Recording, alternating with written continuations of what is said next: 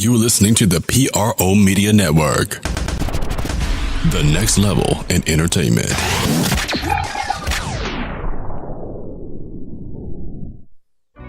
he goes. Mowing it down! How about a poster? Anthony Davis is on fire!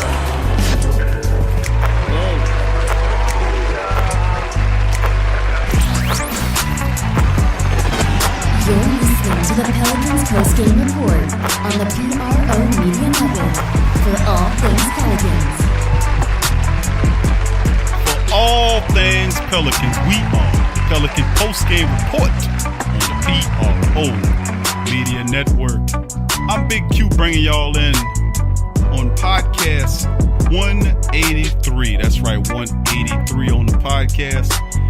As this Pelican post-game report playoff edition will be previewing the Golden State Warriors taking on our New Orleans Pelicans.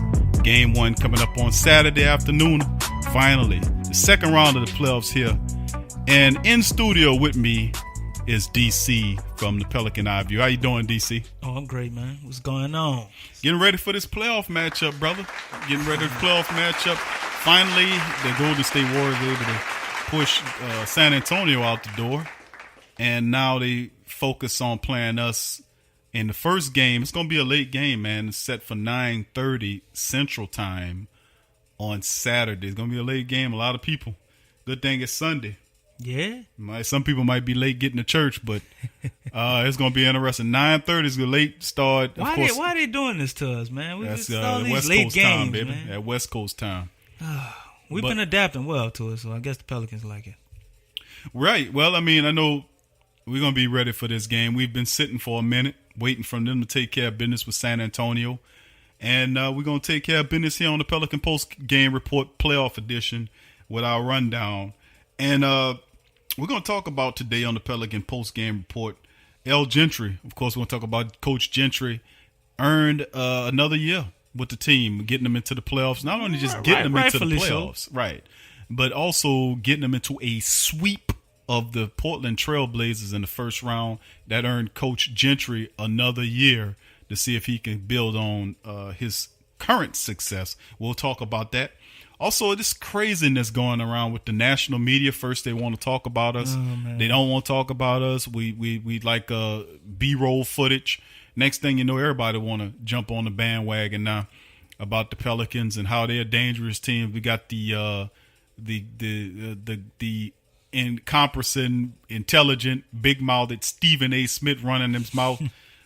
First talking about there are no expectations for the Pelicans. There's no expectations. We won't expect them to do it if they get in the playoffs. They won't win the game series if they do.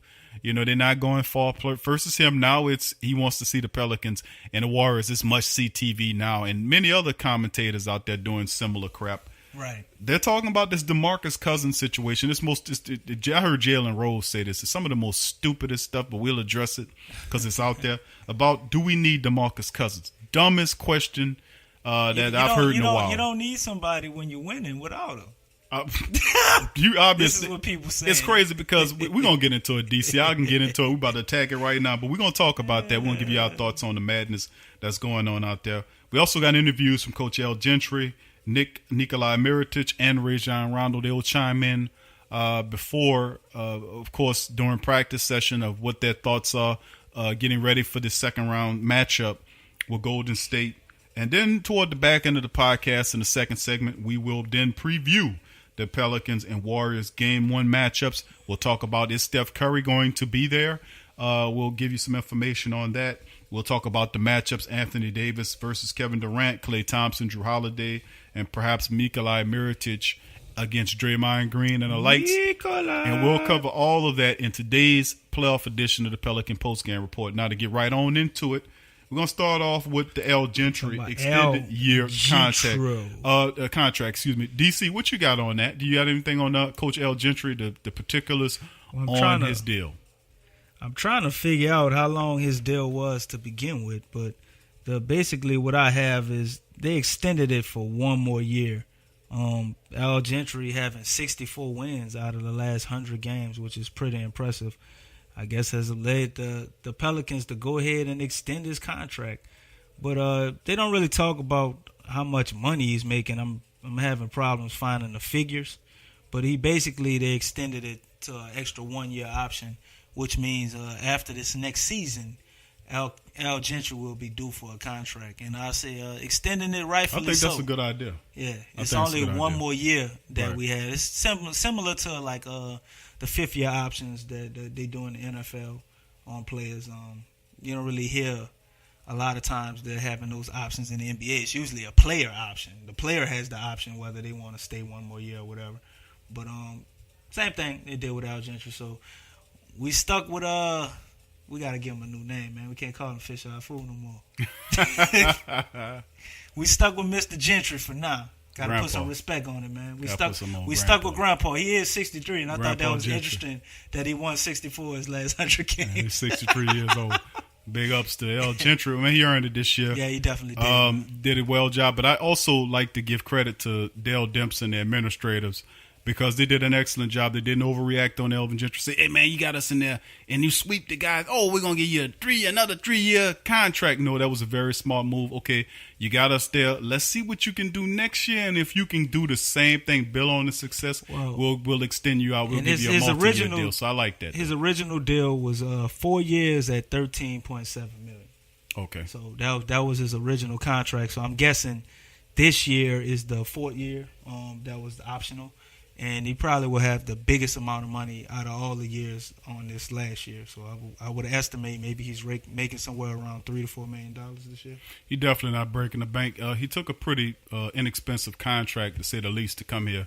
Out of all the other candidates, I think he probably wanted the least amount of money to come here. But good, big ups to Coach Al Gentry. Continue to do great things, and one more year with his staff intact. So that's we'll see what they can do. Moving on to the DeMarcus Cousins comment made by some of the crazy people out there across the sports and basketball world. Speaking about saying that the Pelicans don't need DeMarcus Cousins because they're winning games with him. Jalen Rose perhaps is one of the guys that's advocating that the Pelicans perhaps, I think Jalen was 4. Wasn't he 4? Them keeping him, or I didn't get the comments on Jalen Rose, but Jalen Rose is a smart guy, so I definitely think he probably would be for keeping DeMarcus Cousins because this guy is an NBA player, and it seems to me that a lot of these commentators don't understand how players view each other and how a team can change from one year to the next. Just because you have all these guys playing lights out this year, let's say like an Etuan Moore, not that he will fall off next year, but you just don't know. What if Etuan Moore gets hurt? Right. Then, I mean, you could potentially lose any guy at any time. This is why they feel like they're warriors out there on the football and basketball field because you just never know. So Mirotic is playing very well, but what happens if Mirotic gets hurt for 6 months? Now you're looking at it like, man, we shouldn't have let DeMarcus Cousins walk. That's what I'm saying. Is these nincompoop commentators. It got to be those people. It can't be true basketball people that know you wouldn't dare open your mouth to say something this silly. Well, they're about looking getting rid at of DeMarcus people Cousins. are looking at numbers, man, and they're looking at the wins. And from when DeMarcus Cousins got here last February, you look at those wins, and they haven't had the win totals that people would anticipate from having 2 all-stars, on the front court. So what a lot of people don't understand by not watching the game is that Rondo played a big part in everything, and rightfully so. He's a real facilitator. He's probably the best facilitating point guard in the league, even though he's, 31, 32, getting a little up there in age. But I think Rondo could play at that pace for another 5 years. So if you pair him with a guy like DeMarcus Cousins and AD, who's to say that if AD got hurt instead of DeMarcus Cousins, he couldn't be putting up the same numbers with the same success? Because we've never seen DeMarcus Cousins play with Nikola-mirotic. This was a different team when DeMarcus Cousins got hurt. People don't know that. We still had Jameer Nelson and other guys like that on our team. We still had Omer Ashik. A lot of players that we have now. Liggins wasn't here. People are not thinking about the core group that we have now going forward, and all that being paired with DeMarcus Cousins, and the fact that when Rondo came back from an injury, because he was injured and playing at limited minutes for probably the first 20 or so games of the season, that when Rondo came back and got an effect and those guys got it going, DeMarcus Cousins, AD, and Rondo won 8 of their last 9 games before he got hurt. You know what? Let's just put a period on this ridiculous comment, this topic about needing. Of course, they're gonna need DeMarcus Cousins going forward.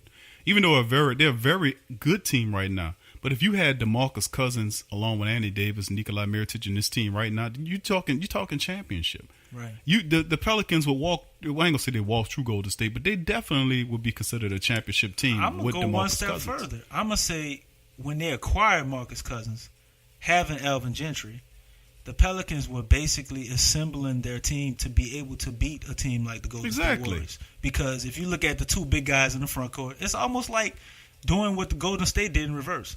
You get the 2 best big guys in the game in the as front opposed court. to the 2 best little guys in the backcourt. And then, Golden State has a very formidable lineup. I mean, you could say KD is a big and Draymond-Green. That would be 2 potential good guys on their front court. So we got Rondo and jrue-holiday on the backcourt. So they built the team in reverse, not to compare KD to I get what you're saying. to them. But if you're going to say DeMarcus Cousins and AD, and you got Kevin-Durant, Steph-Curry. Well, it's a pretty close comparison. You know what?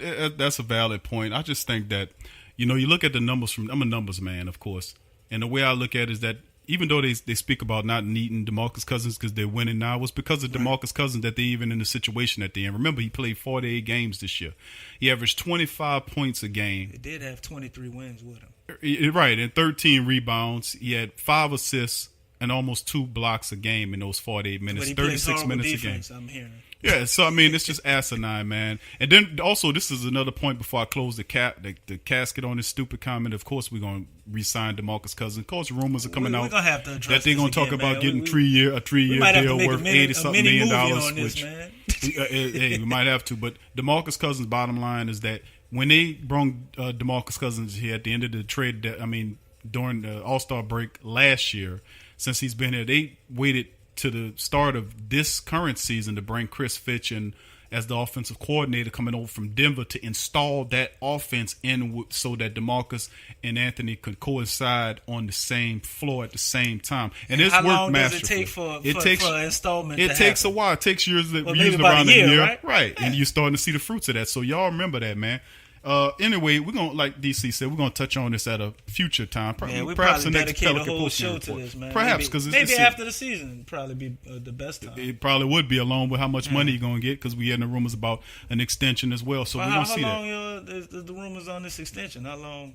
That just popped up 3 years. They're saying 3 years, perhaps 3 years. How much? Looking at 80 to 90 million. For 3 years. That's not bad. And I don't know. You're gonna pay $100 million for DeMarcus Cousins. Make it 88. Negotiating for him, huh? Yeah. You ever seen Bad Santa? Yeah, I've seen Bad Santa. You seen the negotiating scene? Yeah, that's pretty bad. I hope we don't negotiate like that. No. But anyway, let's listen to what Coach Al Gentry has to say about Pelicans and the Warriors. During this playoff I think you got to have practice. I think you got to have a little bit of all of it, though. But I think the chemistry has been really good, and it's just been a good fit. I mean, Niko's played great in some games where AD is they've been double or triple teamed. He's stepped out and done some things. Jrue's been really good. The guy that no one really talks about has been E'Twaun, and E'Twaun's just been really, really solid. And when we need him to step up, he steps up. So it's just been a good 5 that have really just meshed together great and played at a real high level. How much do you think having Ian being that scorer off the bench as of late has helped kind of add some scoring to that starting? Well, I think he's added scoring, but I think he's been also a really good perimeter defender for us. We had him guard when Jrue was out of the game. We had him guard Lillard. And I thought he did a real good job on it. And so he's been a guy that have come off the bench that have been real solid for us, and I think he'll play real good in this series too. I mean, you mentioned how much do you think he's looking forward to this matchup? Going against those guys. I think anytime you play against a team that you coached or you were on, it has special meaning. I mean, those guys that say, "Oh, it's just another game." It really is never just another game. It has special. This just the guys that that are there and the people that you work with there. So if you're a player, the guys that you played with and the guys that coach you. So it's always special. I mean, I disagree when guys say, "Oh, it's just another game." I don't believe that. You could enjoy the playoffs and you could still focus on make the point. Like, you enjoy it. That's Coach Al Gentry. That's Coach Al Gentry breaking it down in the practice before the Pelicans head west to take on the Golden State Warriors. I got a new name for them. What's the name? Smiley. Smiley. Anyway, but when we come back on the other side of the break, we'll continue with interviews from Nikola-Mirotic and Rajon Rondo as they discuss their feelings on the Golden State matchup. We'll also have the preview on the other side of the break. You're listening to the Pelican post-game report on the PRO Media Network. Stay with us.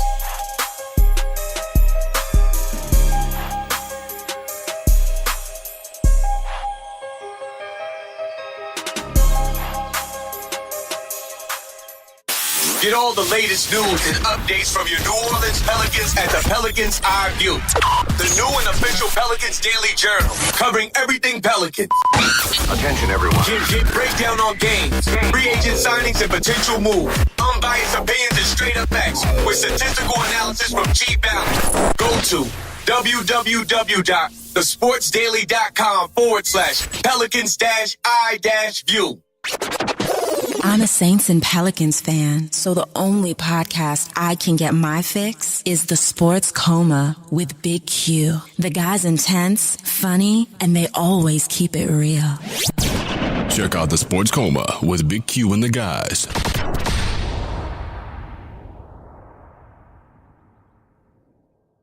What's up, sports world? It's Big Q from the Sports Coma with Big Q and the guys. Talking to you about the website, theposhlifestyle.com. That's right, poshlifestyle.com. A great website where you can get great products at great prices. They sell organic herbs, vitamins, supplements, water filters for your home, EMF and cell phone radiation protection, healing magnetics and healing crystals, personal protection devices like cell phones, stun guns, and mace sprays, organic deodorants, shampoos, soaps, toothpaste, and more. They also sell 10A grade Brazilian hair. 10A music is available now. All kind of the latest downloadable mixtapes. So what are you waiting for? Head on over to theposhlifestyle.com. That's the Posh Lifestyle, life spelled with a Y, LYFE style.com. Put in the Sports Coma for the 10% discount on your purchase. It's a win-win. So get your mind and body right with the Posh Lifestyle. Forget ESPN or Fox. Get straight sports talk from the Sports Coma with Big Q and the guys.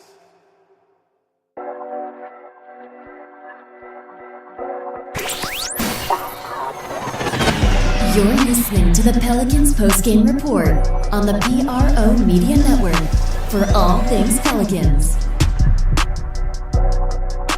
That's right, you're listening to the Pelican postgame report on the PRO Media Network. And we just got you discussing a few things dealing with the Pelicans. You heard Al Gentry giving his thoughts before the break came in, of course. Now we're going to give you the next take from Nikola-Mirotic. Oh, he got facial hair. Somebody need to get him a razor. He will be clean shaven before the game. Best believe that. Here's Nikola-Mirotic chiming in on his thoughts about the Golden State Warriors. Yeah, but I'm going to make sure, Charles has one too, just in case mine's not working. So we're going to be ready for the game. How much do you think this team has kind of embraced that underdog role, kind of everybody's doubting us mentality during this playoff run? We've been great. Last couple of days, the way this team has been working, it's unbelievable. Everybody's super excited. Everybody's very focused, and we know that what we did against Portland is not going to be enough to have a shot against Golden State. So, and we all know there was a lot of room for us to improve, and we've been watching a lot of film, working hard, and we're going to approach this game in a different way, and hopefully we can have a good start, because we need to set a tone. We're going to play there. They're going to have a huge crowd, but we need to play our basketball, and I'm, to be honest, very confident. Was it tough having to wait a week? I mean, did you sort of want to get out there and play on Tuesday? Wednesday or whenever today? Sure, yeah.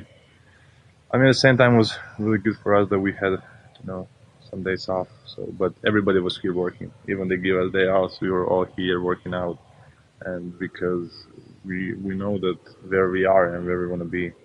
So, but we are excited to go to Golden State to compete. It's going to be very fun, and I think that's Nikola-Mirotic guys, breaking down his the the Golden State Warriors potential matchup, and of course you heard the reporters messing with him about keeping himself shaved. Like a spell razor in case his don't work. So make sure his teammates got one. So Nikola is definitely going to be ready for this game.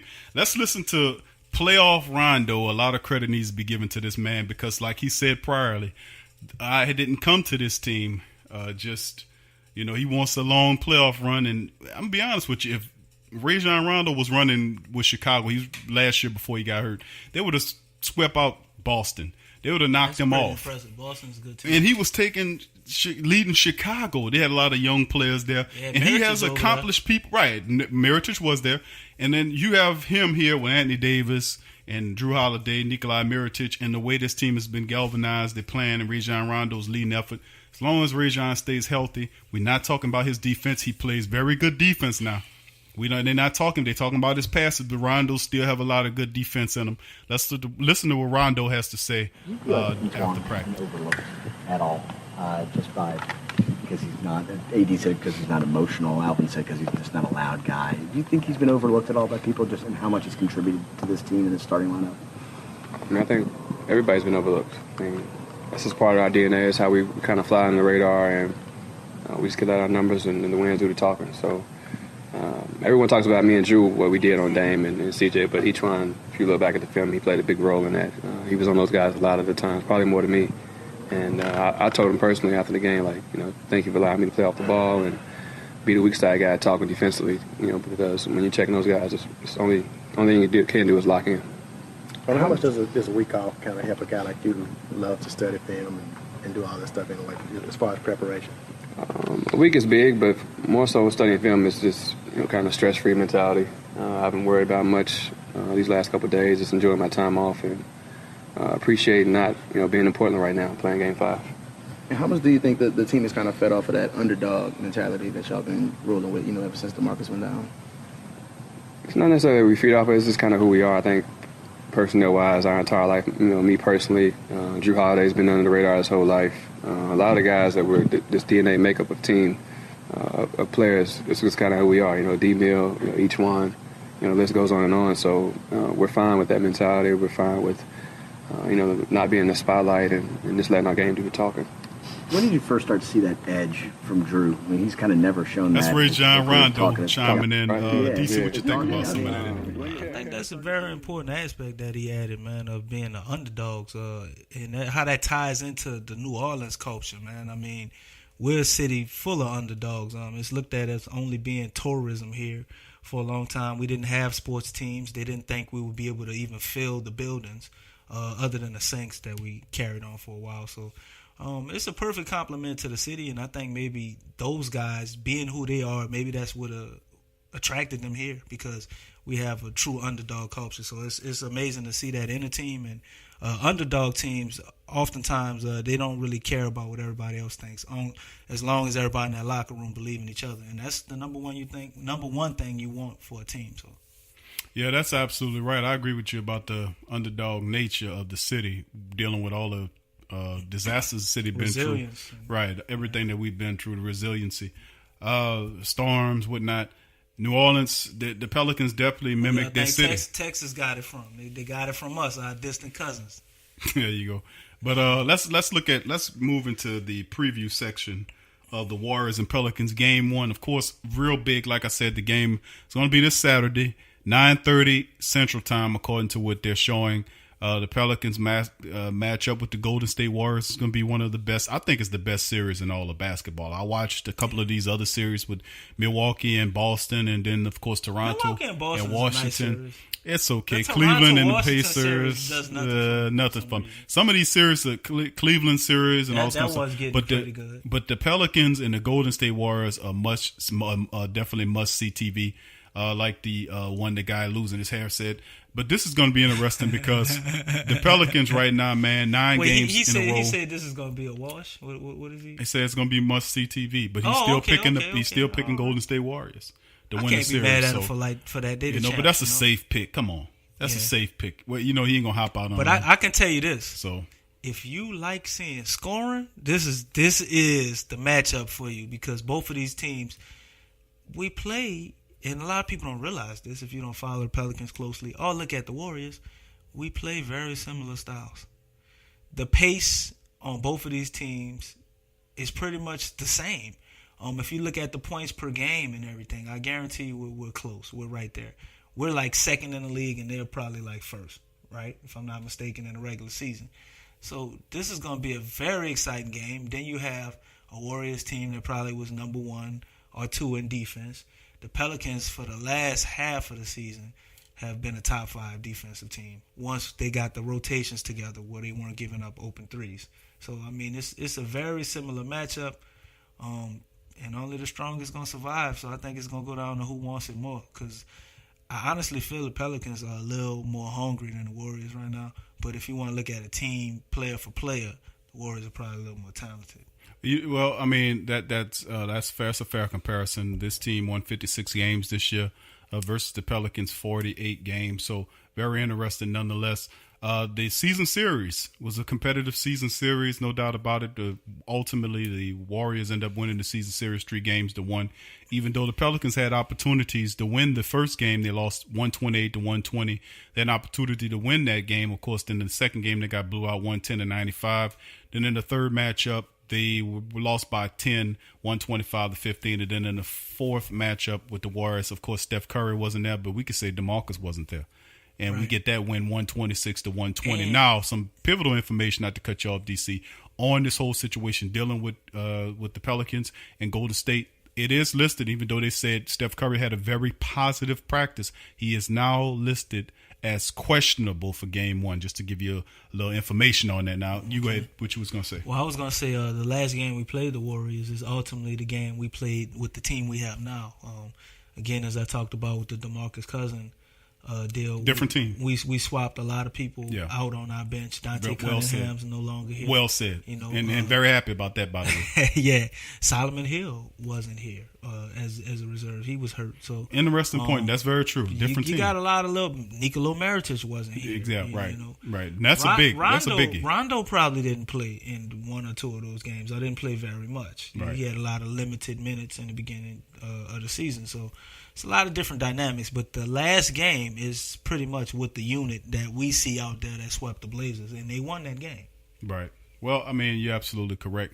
It's hard to, I guess you could say that. That's absolutely right. It's a different team than they were accustomed to playing throughout the season. After the All-Star break went over and DeMarcus Cousins went down, they basically retransformed the team, bringing in Nikola-Mirotic and DeAndre Liggins. Ian Clark stepped up. We get Jamal Crawford back. The signing of Emeka Okafor brings his tough defense here, opening up more minutes for Shaq Diallo. That was a part of it as well. So you're right. You're absolutely right. Total different team than what it was originally. Not even close. Great point, DC. Now let's look at some of the statistics tied to the matchup on the regular season. Team statistics, the Pelicans coming to this game averaging 112 points a game while giving up 105 a game, shooting 48%, 44 rebounds a game, 27 assists per game, 6 blocks a game, 8 steals a game.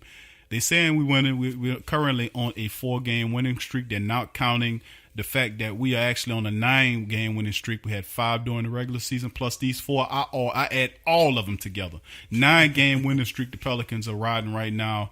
And the Golden State Warriors averaging 113.5 a game while holding you to 97 points a game. So, DC, you did mention the fact that they do play very good defense. Shoot 50% from the field. This team shoots 50% from the field. Excellent. That's unheard of. Ridiculous. And the Pelicans, 48%. This team shoots 50%. Not far behind. That's crazy. 43.5 on the rebounds, 29 assists per game, 7.5 blocks a game, 8 steals a game.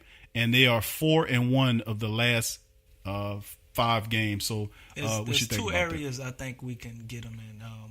I mean, all those numbers are very close when you think about it. But the 2 areas where I think we can get them is if we give a lot of effort, I think we can get them on the boards. we probably could get them on the boards. It'd be a dogfight. And shot selection. I don't think the Warriors can outdo us in the paint. I think we're better built to be a very good dynamic in the paint. You know, Rondo, and it's an interesting stat in the playoffs. Rondo's leading the assists in the playoffs, 13 assists a game. I think we're gonna tie for assists though, with the Warriors. I mean, they assist very well as a team, and if you look up Draymond-Green, you're gonna see he has about 6 or 7 a game.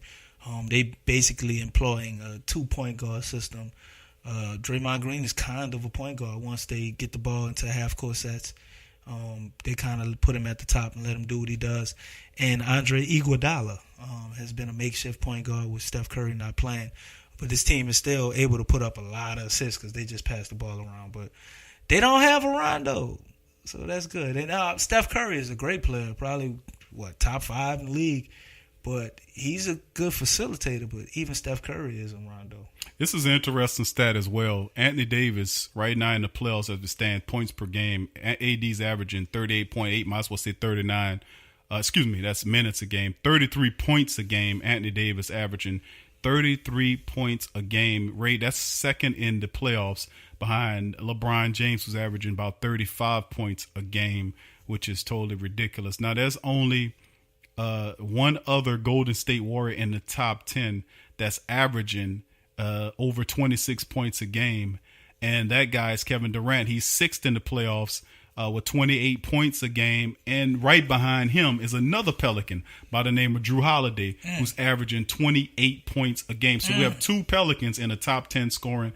Anthony Davis, 5, huh? Top 10, with Anthony Davis averaging 33 points a game in the second spot behind LeBron. And then there's jrue-holiday and number 7 averaging 28 points a game. So the Pelicans are doing it big. And if you want to say, well, where's klay-thompson? Klay-Thompson's ranked 15th, averaging 22.6 a game. So there you go on that. I guess Nikola-mirotic shouldn't be too far behind Klay-Thompson.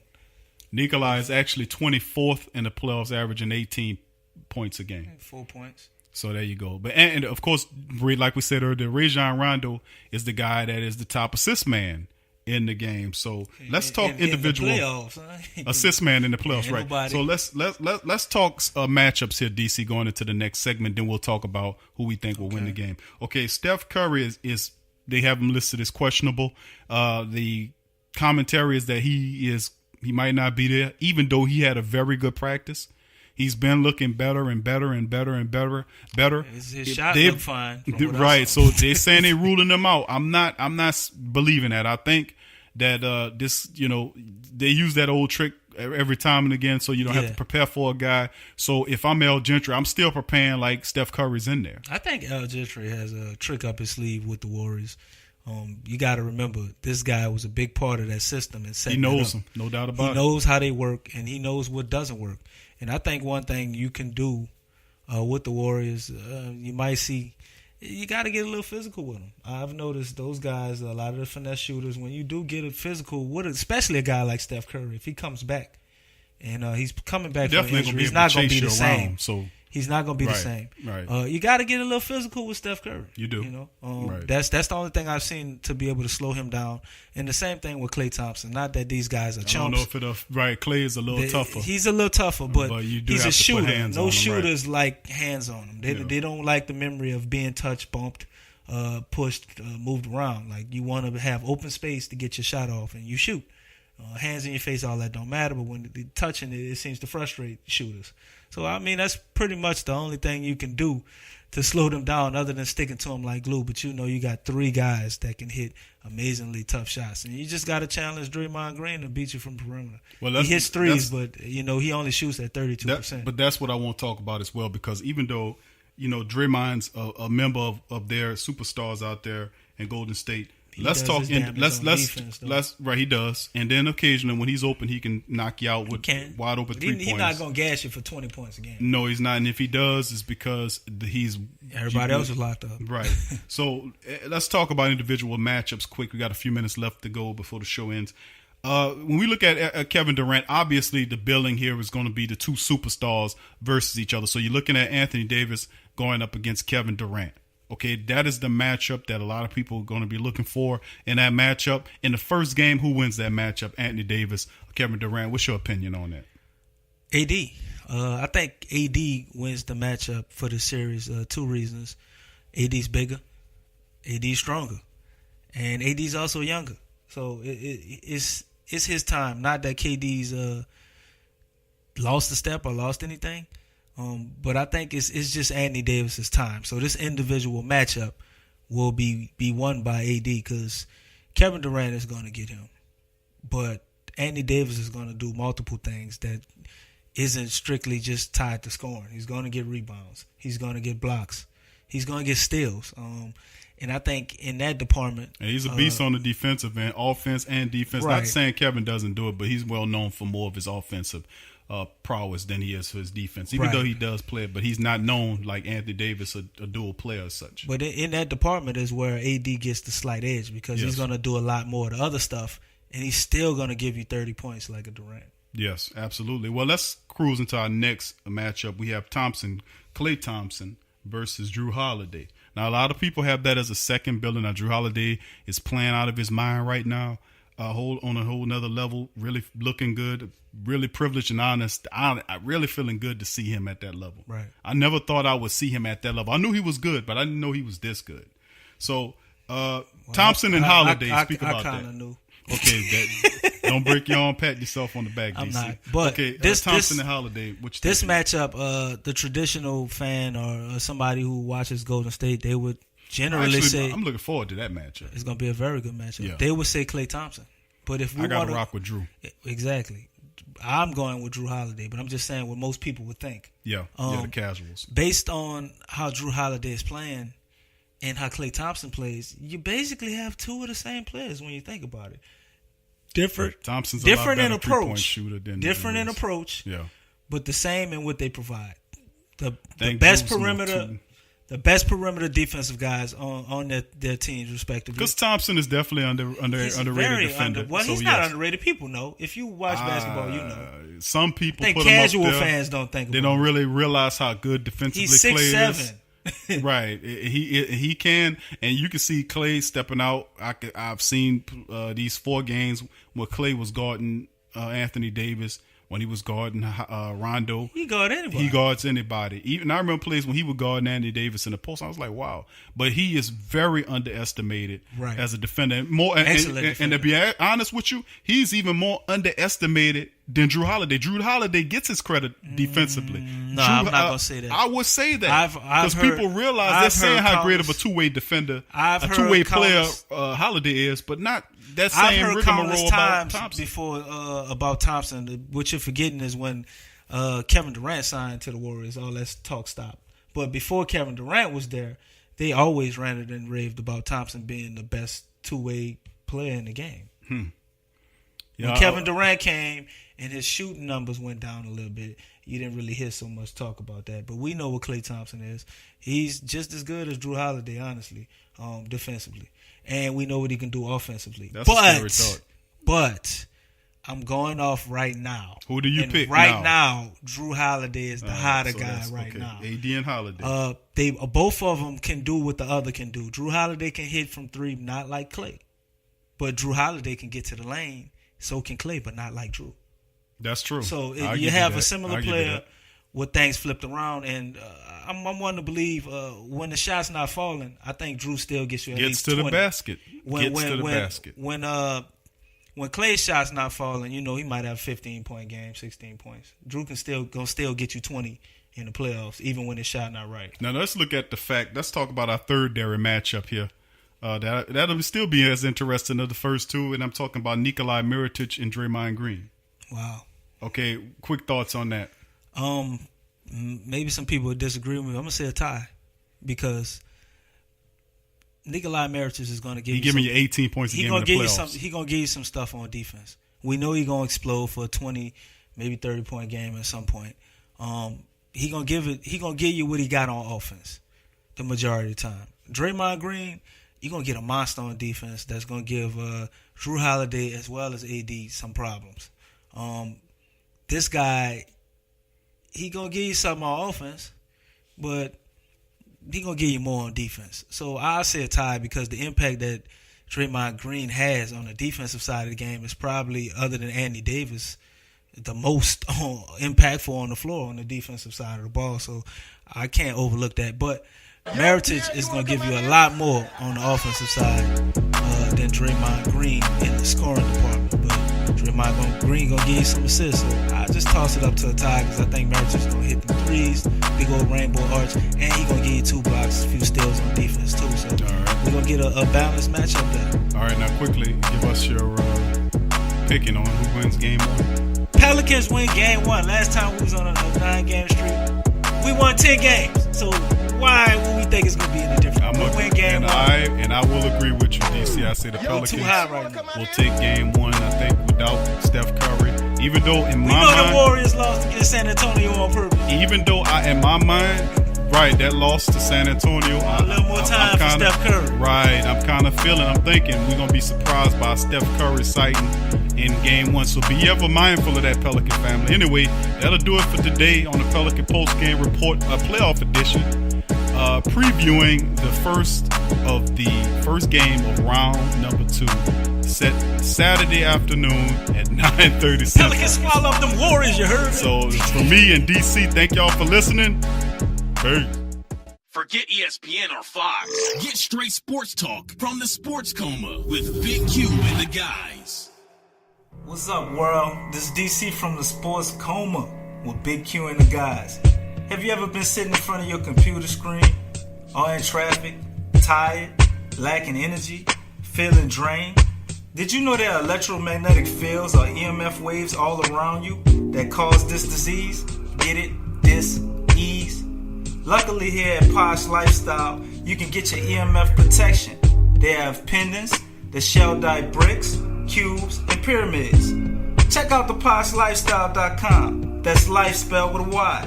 POSHLYFESTYLE.com for all your health needs. So get your mind and body right with a Posh Lifestyle. Clear, clean, great-tasting filtered water. We're all thirsty for it. But in the U.S. alone, an estimated 2.5 million plastic bottles are added to the environment each year in search of the perfect drink of water. There has to be a better solution, and there is. Crystal Quest, a leader in the manufacturing of water filtration technology, has been providing clean, drinkable water for 20 years. With a deep commitment to providing the highest quality products and excellent customer service, Crystal Quest has been recognized by such leaders as Consumers Digest, Dr. Oz, and Colin Ingram's The Water Drinking Book. Providing cost-effective, reliable water filtration systems for residential, commercial, and industrial customers worldwide, offering our customers the cleanest and most environmental-friendly drinking water at a rating of high purity. With Crystal Quest's water filtration technology, you can rest assured that your water will be crystal clear. Contact our network of authorized distributors and join our thousands of satisfied customers. Just log into theposhlifestyle.com. Once again, that is theposhlifestyle.com. You're listening to the Pelicans Post-Game Report on the PRO Media Network for all things Pelicans. In today's world, children are bombarded with negativity on television, online, and at school. Our kids need to have a positive outlook on life and the world around them. I want to share with you a valuable resource you can use to bring positivity into your child's life. It's the new book, 101 Powerful Children Affirmations, a guide to positive child self-image, from author and dad, G.J. Barabino. This is a simple guide loaded with wonderful and inspirational affirmations designed to uplift young people's spirits. This positive and powerful children affirmational is chock full and loaded with wonderful inspirational sayings that will lift your child's self-image to whole new levels through the awesome power of spoken word. 101 Powerful Children Affirmations, a guide to positive child self-image from author and dad G.J. Barabino. Available on Amazon. Order a copy for yourself, your child's teachers, or anyone you know with children. 101 Powerful Children Affirmations, a guide to positive child self-image. Order your copy today. What is big? Big is taking flight. Big is sending back that weak sauce. Big is ball handling that sets the hardwood on fire. New Orleans Pelicans, do it big.